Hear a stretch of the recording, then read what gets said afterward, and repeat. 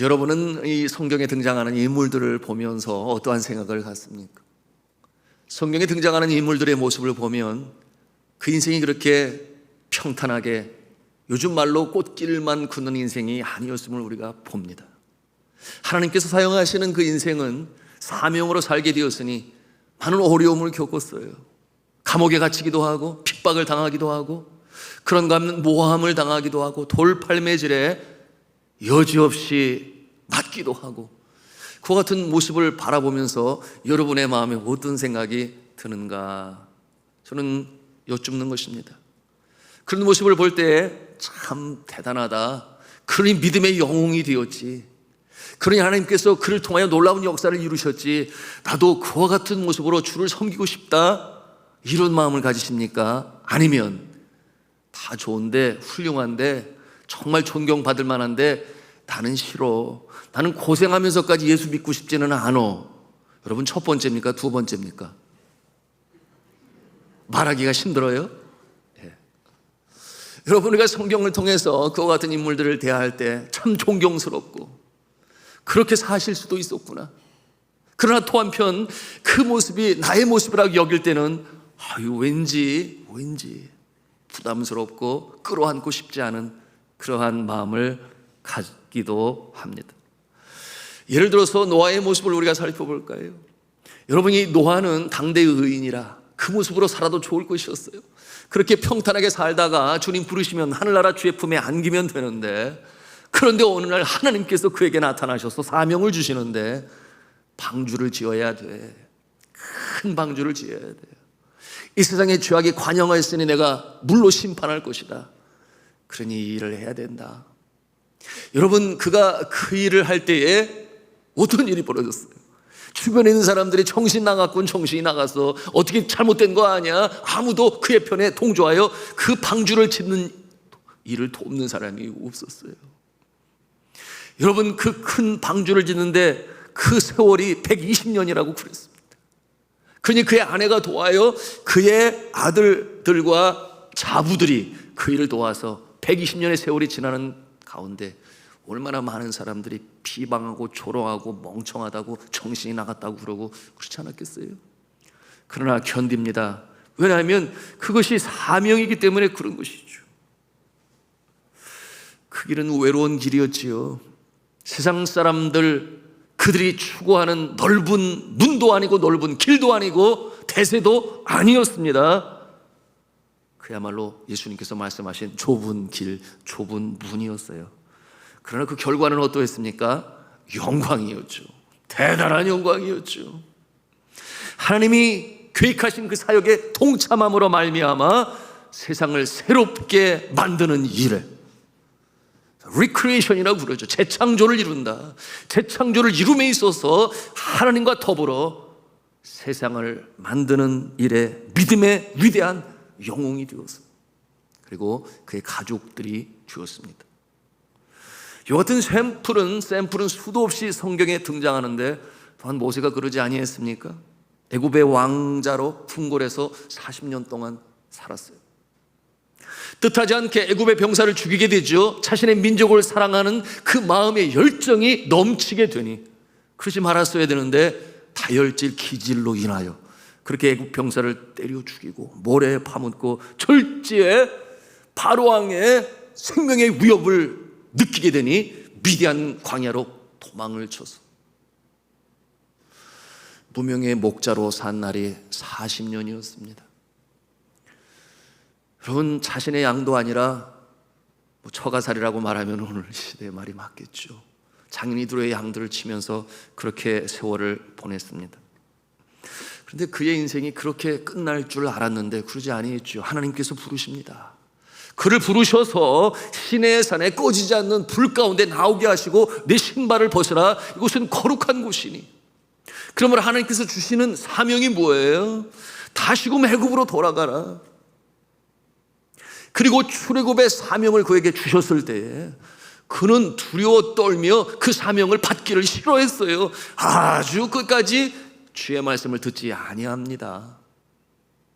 하나님께서 그를 달래고 얼레고 그러는 가운데 결국 그 사명을 받게 되었을 때 그의 편에 서 있는 자는 아론 한 사람밖에 없었어요.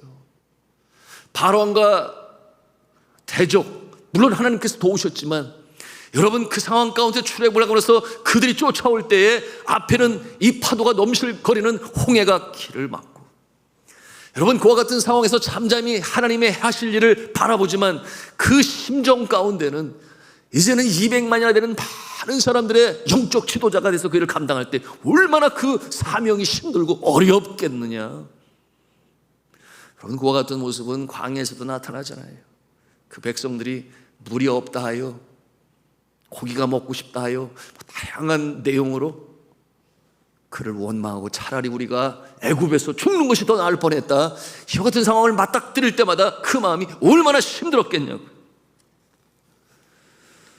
그러나 그가 그 사명에 순종하게 되니 그 결과는 하나님께서 이 역사를 주관하심에 출애굽을 이루고 약속의 땅 가나안 땅까지 그들을 인도하는 사명으로 자신에게 주신 사명을 마치고 사명을 다 감당하니 하나님께서 부르셨죠.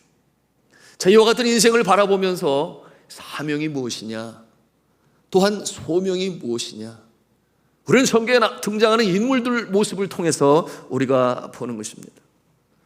여러분, 그와 같은 모습을 보면서도 그래도 나는 싫어, 나는 고생하면서 예수 믿고 싶지 않아, 이런 생각 시대에 많이 갖고 있어요. 안정되게 평안하게 살고 싶어, 그런 마음 가지고. 제가 성경 공부를 통해서 제가 그렇게 질문을 해요. 여러분의 자녀들이 해외 선교사로 나가기로 한다면 찬성하겠습니까? 손 들어보세요. 손 들어보세요. 그러는데 아무도 들지를 않아요. 그 길이 영광의 길이요, 그러한가 하면은 영광의 선교자의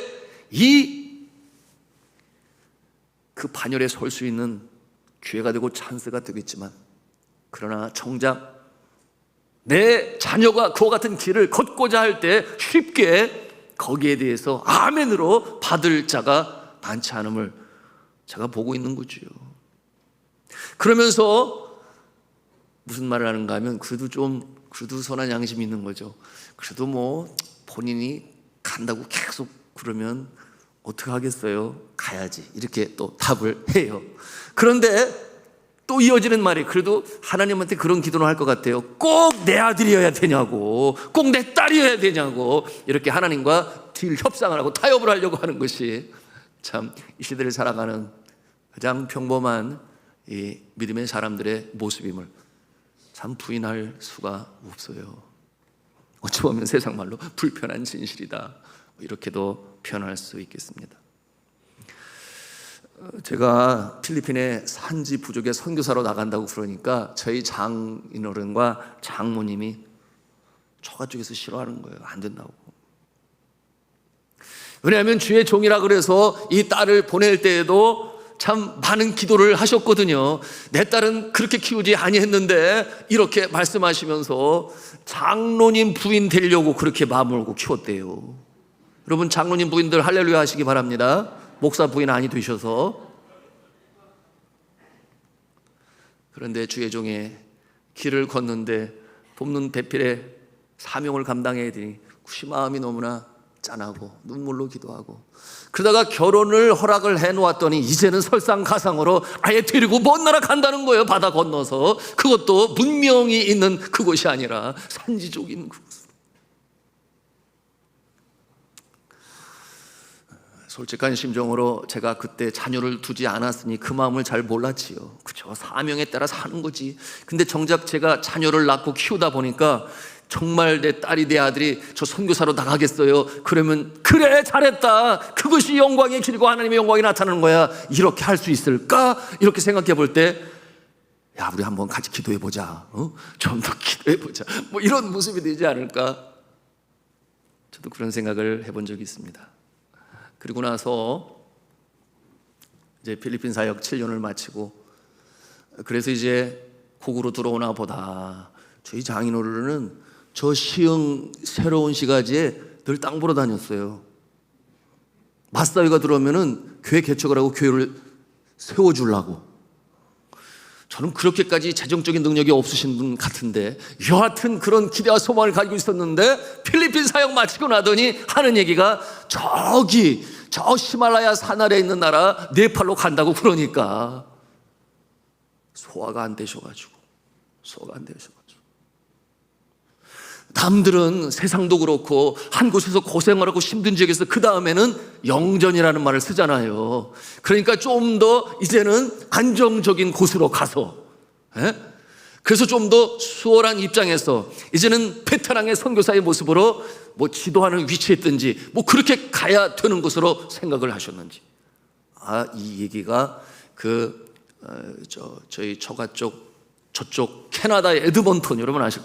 에드먼턴에서 살고 있는 외삼촌이 계신데 이분이 어렸을 때 어머니가 일찍 돌아가시니까 그의 누이가 먹이고 입히고 재우면서 키웠는데 그 누이가 누구냐? 저희 장모님이세요. 그러니까 저의 지금은 아내지요. 잘할 때 캐나다로 유학 가라. 내가 너 다 도와줄게. 왜? 은혜를 갖고 싶어서. 누님이 그렇게 자기를 건수하고 키워주셨으니까.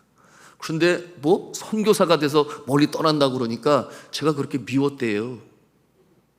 그런데 이제 마친다고 하니까 캐나다로 와라 그러는 거예요.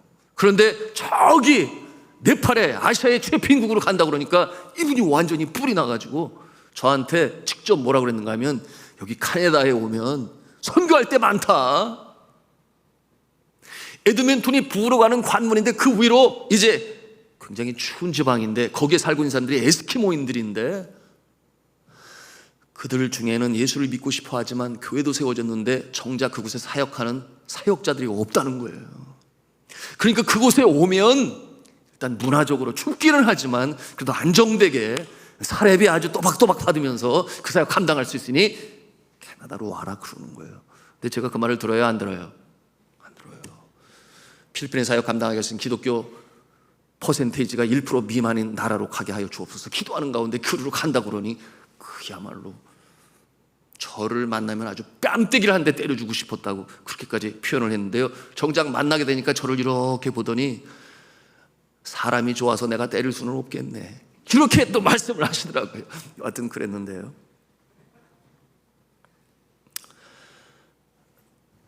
여러분, 참 이 사명이라고 하는 것이, 소명이라고 하는 것이, 여러분이 사도 바울에게 임한 주님의 부르심, 여러분 디모데 전서와 후서는 많은 차이점이 있으니 후서는요 자신들의 삶의 고백이 담겨 있어요. 간증이 담겨 있습니다. 내가 왜 이 길을 걸어왔는가에 대해서 우리에게 구구절절히 그의 사연들이 배어나오고 있어요. 그러니 사명과 소명에 대해서 제가 나누지가 않을 수가 없는 거예요.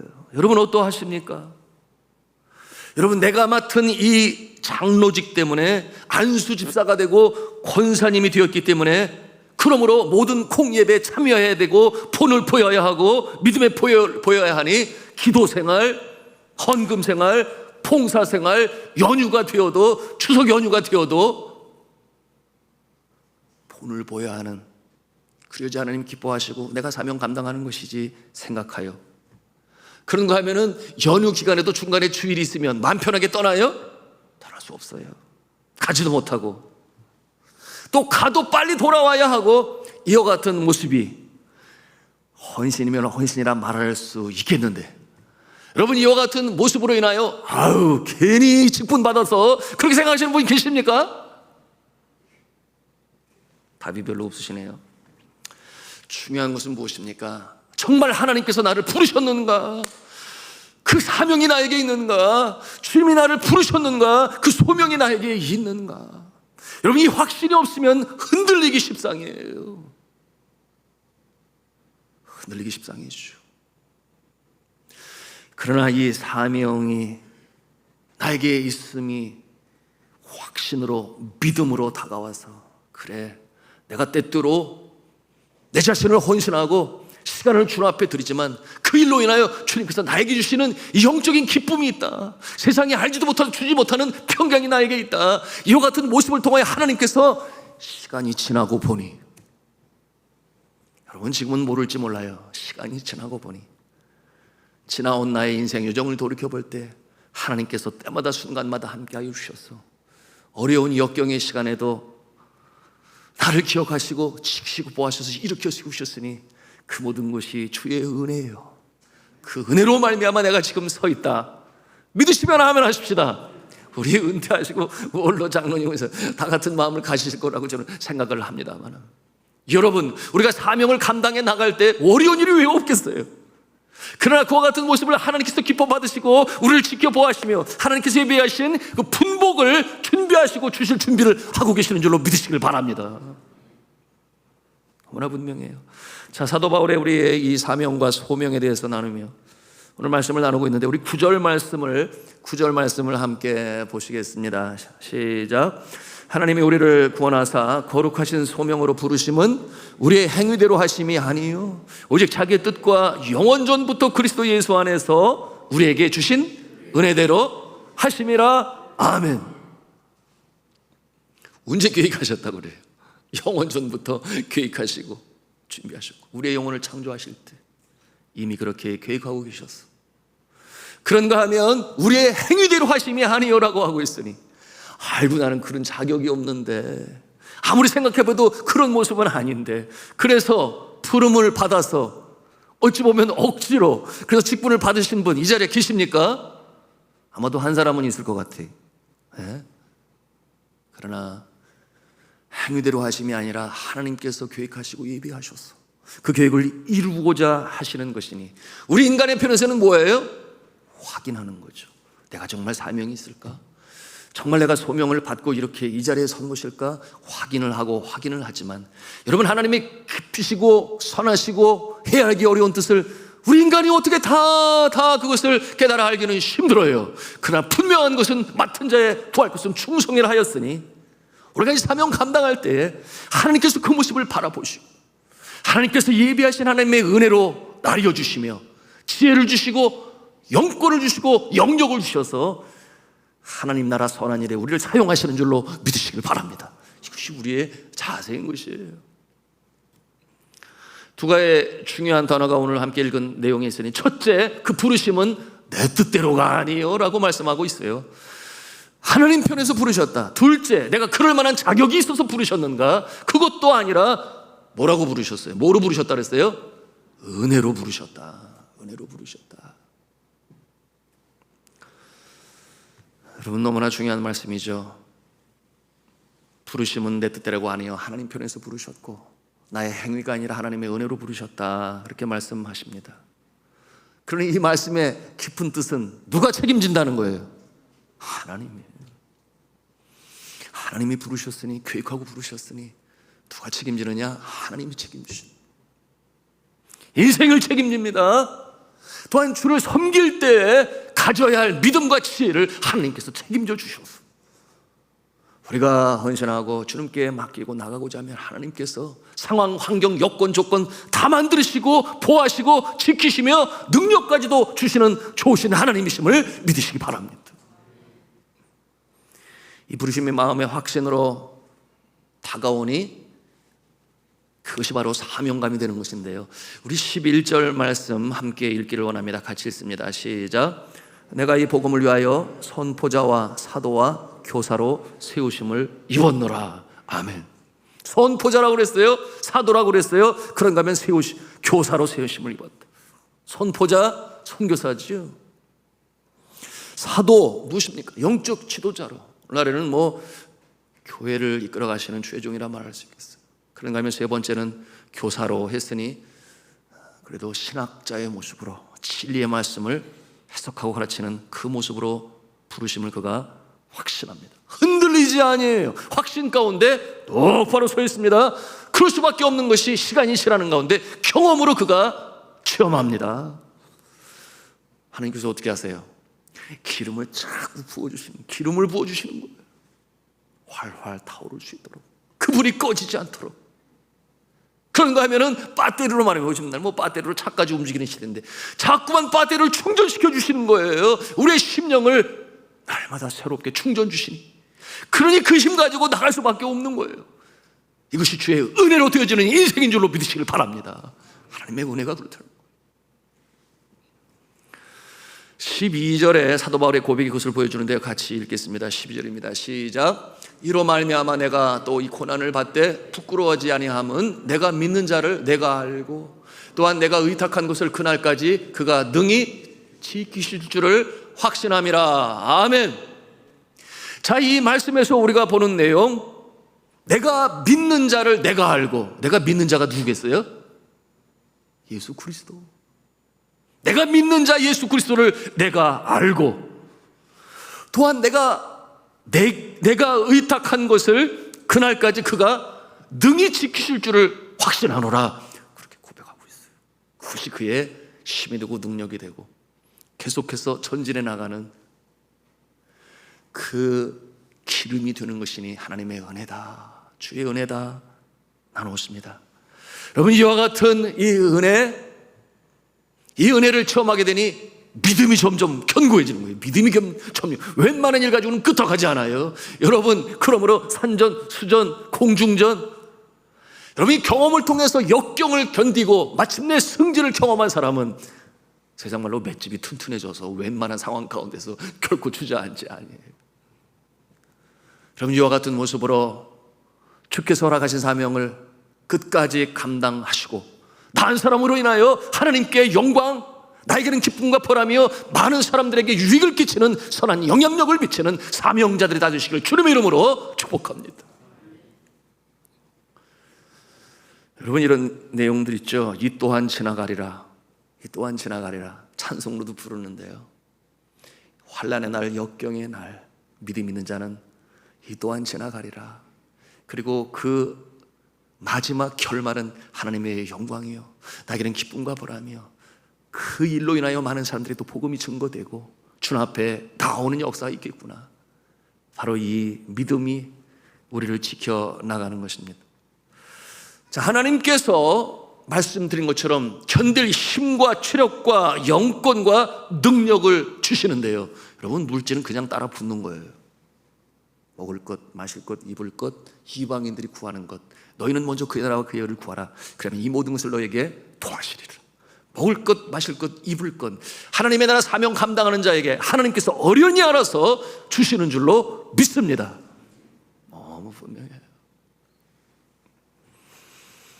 만약 어느 누가 가는 길을 막으려고 한다면, 장애물이 된다고 한다면, 하나님께서 우리에게 주시는 믿음으로 전진하게 되니 튕겨져 나가요.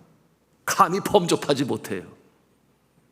사단의 역사가, 세상으로부터 쫓아온 것들이, 이생의 자랑, 육신의 적, 안목의 정욕이 하늘로부터 하나님부터 쫓아온 것이 아니라 했어요. 우리의 마음을 시험하려 하고 유혹하려 할 때 매력적이죠, 매혹적이고, 그러나 치명적이죠.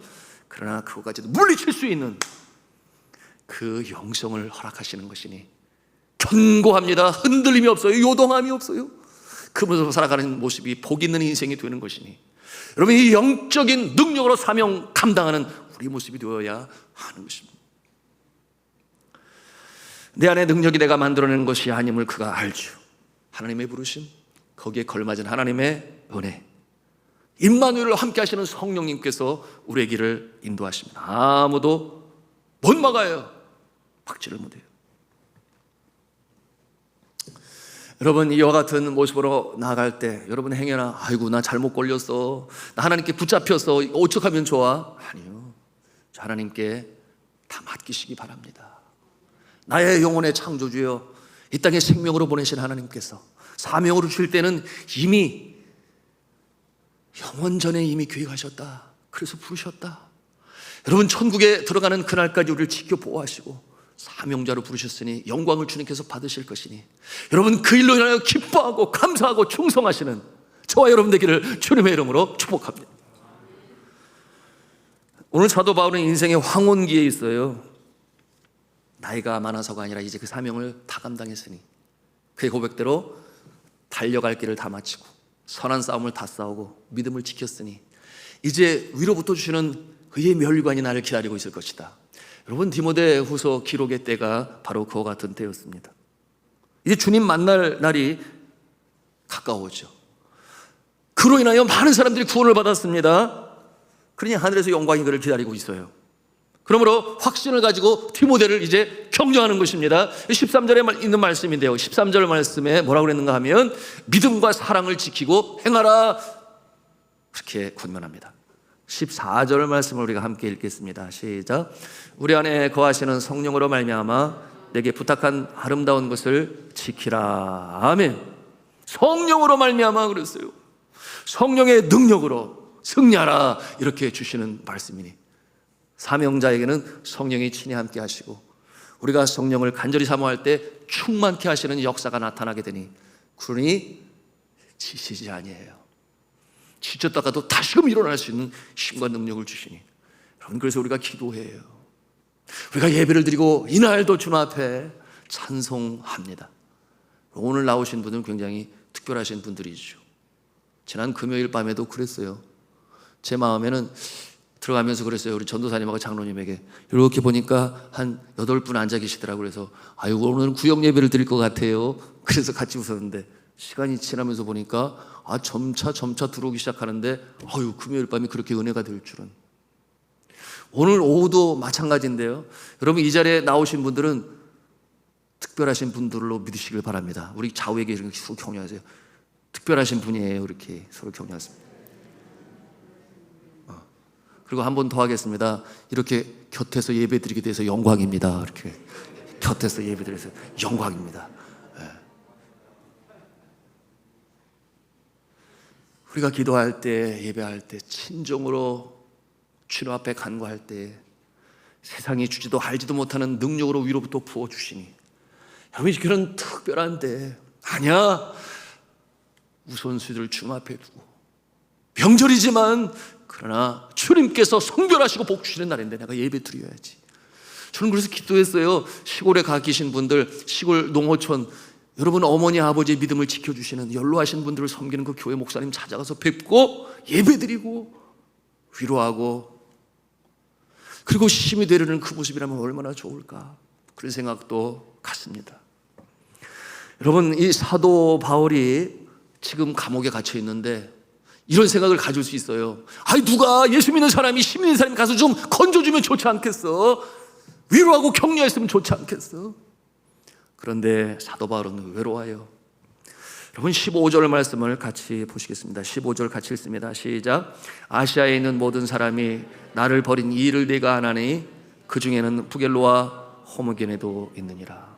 버렸다고 그랬어요. 소아시아에 있는 자들이 바울의 편에 서 있지 않습니다. 왜 그렇겠어요? 표면적으로, 현실적으로 이 사도 바울은 이 시저죠, 로마의 이 제국의 왕의 심판을 받아서 감옥에 들어갔어요.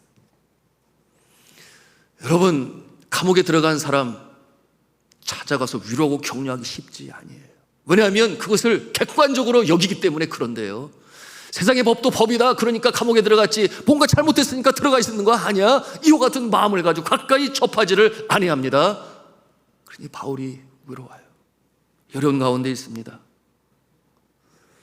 여러분, 이와 같은 모습이 과거 일제강점기 시대에 참 불편한 진실이고 부끄러운 진실인데요, 주기철 목사님 신사참배를 하지 않아서 여러분 어떤 일이 벌어지게 되었는가. 일본 제국이 그를 죄인 아닌 죄인이죠. 그러니 옥고를 치르게 되는데 신사참배를 하지 않은 목사님들 전부 감옥에 가두었을 때 대한예수교 장로회 총회에서 그 목사들을 면직시켜요. 정말 불편한, 정말 안타까운, 그러므로 목사의 이름에서 그 이름을 빼버립니다. 그러니 오늘 사도 바울의 이 모습이 주기철 목사님, 그렇지 않겠어요? 그럼에도 불구하고 주를 향한 그 사랑하는 마음이 변치 않고 옥고를 치르고 결국 순교자의 반열에 서시게 되었는데요, 그러나 아픈 일, 나중에 누가 회개했습니까? 한경직 목사님이. 한경직 목사님이 템플턴 상을 받으실 때 내가 상을 받을 만한 자격이 있는 거. 왜냐면 그때 총회에 신사 참배하는 자들의 편에 서지 아니하시고 보통 일반 목사님 그리고 성도들의 편에 서서 신사 참배를 하게 되었으니, 허용하게 되었으니. 그것이 마음에 걸려서, 평생 마음에 걸려서, 그러므로 내가 회개합니다. 내가 주님 앞에 이 일로 인하여 많이 회개했습니다. 그러나 이제 여러분 앞에서 내가 사죄합니다. 용서해 주세요. 잘못했습니다. 이와 같은 내용으로 모든 교회 앞에 용서를 빌었어요. 이와 같은 처지에 있는 이 사도 바울을 돕고자 하는 자가 있어요. 위로하는 자가 있어요. 감옥을 방문하는 동역자가 있으니 오네시보로라고 오늘 성경에 말씀하고 있습니다. 16절과 17절 말씀 같이 읽겠습니다. 시작. 원하건대 주께서 오네시보로의 집에 긍휼을 베푸시옵소서. 그가 나를 자주 격려해주고 내가 사슬에 매인 것을 부끄러워하지 아니하고 로마에 있을 때 나를 부지런히 찾아와 만났음이라. 아멘. 여러분, 이와 같은 자가 있습니다. 사도 바울, 그가 얼마나 주 앞에 헌신하였음을 알고, 그가 복음 때문에 애매히 맞고 고난당하는 것을 알아 그 어려운 상황 가운데서 찾아가고 위로하고 격려하는 이와 같은 모습. 여러분, 우리가 사명 감당할 때 때때로 힘들어할 때 있어요. 여러분, 교회의 기둥이라 일컫는 기름 부어 세운 장로님들 중에도 있어요. 사업을 하다가 어려움을 당할 때가 있으며 정직한 모습으로 주님 앞에 거룩한 자의 모습으로 향하다가 당하는 어려움이 있어요. 그런데 누가 위로해 줍니까?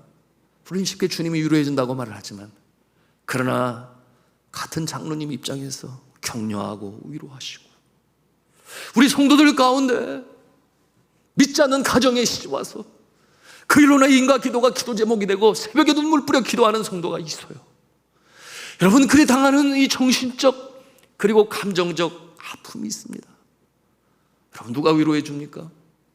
그게 왜 예수 안 믿는 사람한테 시집가라고 그랬어? 그것이 아니라 격려하고 위로하고, 여러분, 그가 인과 기도를 위하여 열심히 전도하는 모습을 위하여 함께 중보하며 기도하는 그 모습이 있을 때, 여러분, 오늘 말씀에 오네시보로와 같이 여러분, 하나님께서 그 모습에 복을 주시고 그 모습을 인도하셔서 하나님의 역사를 이루어 가시는 줄로 믿습니다.